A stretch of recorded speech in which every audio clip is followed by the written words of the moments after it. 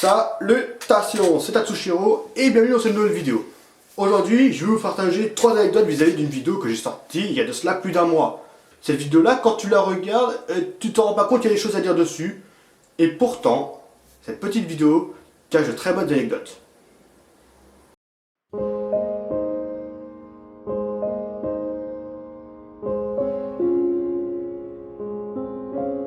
Alors, avant de vous partager 3 anecdotes autour de cette vidéo, j'aimerais d'abord vous remercier de l'accueil que vous l'avez fait.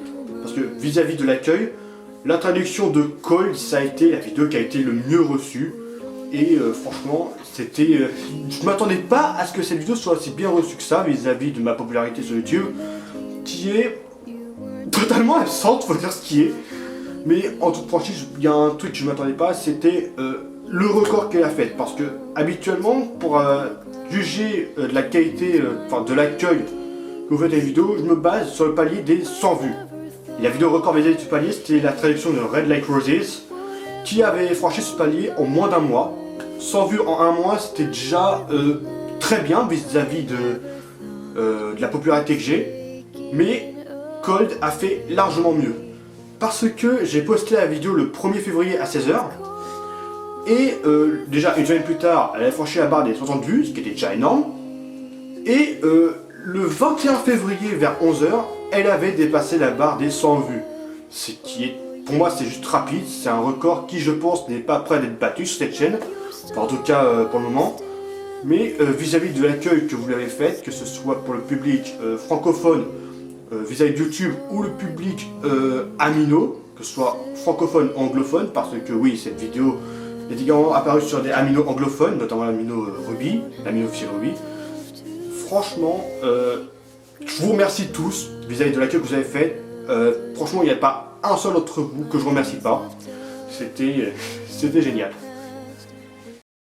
La première note que je vais vous partager, c'est vis-à-vis du temps que j'ai pris pour faire cette vidéo. Il faut savoir que sur Instagram, il y a un abonné qui m'a demandé quelle a été la vidéo la plus longue que tu as faite. Pourquoi je vous en parle maintenant? Parce que la réponse, c'est cette vidéo-là. C'est la traduction de Cold. Parce que j'ai appris la mort de Montium mi-juillet et j'ai commencé à travailler sur cette vidéo fin juillet. Oui, littéralement, j'ai mis 6 mois pour faire une vidéo de 4 minutes.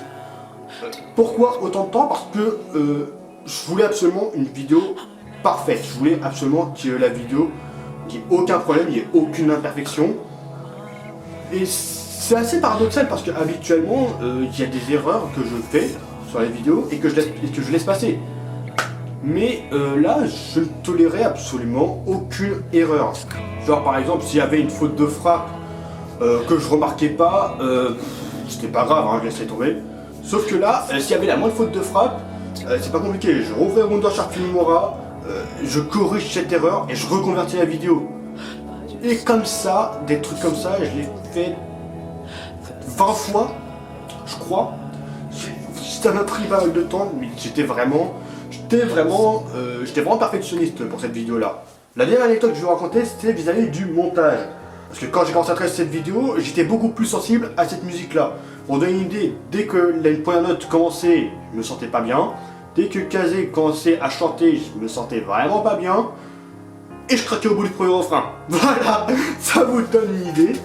Voilà. Et du coup, le problème que j'ai rencontré, c'est que le montage de cette vidéo, c'était limite le challenge, essayer de ne pas pleurer. Voilà, c'était vraiment le Try Not to Cry Challenge. Le montage de cette vidéo, c'était limite ça. Tout simplement parce que, vu la sensibilité que j'avais déjà pour cette musique, fin juillet, début août, et ben c'était assez compliqué pour moi de ne pas pleurer parce que, tout simplement, fallait que je passe plusieurs fois un passage de la vidéo pour voir si j'avais pas fait d'erreur, si ça passait, etc. Voilà, franchement, le montage de cette vidéo était émotionnellement très difficile. Sans déconner. Et la dernière anecdote, c'est vis-à-vis de la vidéo en elle-même. Tout simplement parce que j'ai voulu faire une vidéo qui fasse pleurer. Déjà, j'ai pris des fanarts de fans de rugby qui justement avaient pour but de rendre hommage à Montium, donc des fanarts qui datent quand même de février 2015. Et par-dessus, j'ai rajouté des images de Monty pour tout ce qui est couplet. Et pour les refrains, j'ai pris des scènes où des personnages de rugby pleuraient. Voilà. Et d'ailleurs, pour l'anecdote, vis-à-vis de ces fragments, Et d'ailleurs, pour l'anecdote, pour ces images-là, j'avais fait exprès de les sortir de leur contexte pour faire genre que les personnages pleuraient réellement Monty. Même si tu as le contexte, tu comprends qu'ils ne pleurent pas Monty. C'est juste l'illusion que ça donne. Je voulais juste donner cette illusion-là, justement pour marquer, justement, pour vraiment que ça pique en fait. Et c'était pareil au niveau de la traduction, vis-à-vis surtout d'un mot particulier, goodbye. Goodbye veut dire à la fois au revoir et adieu. Et je trouvais franchement que dire adieu, c'était beaucoup plus poignant et ça piquait plus que de dire au revoir. Et voilà, cette vidéo est à présent terminée. J'espère qu'elle vous aura plu.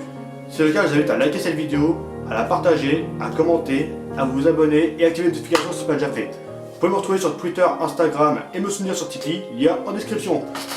C'était Tatsushiro, n'oubliez pas. Au-delà des limites plus ultra! There's a light.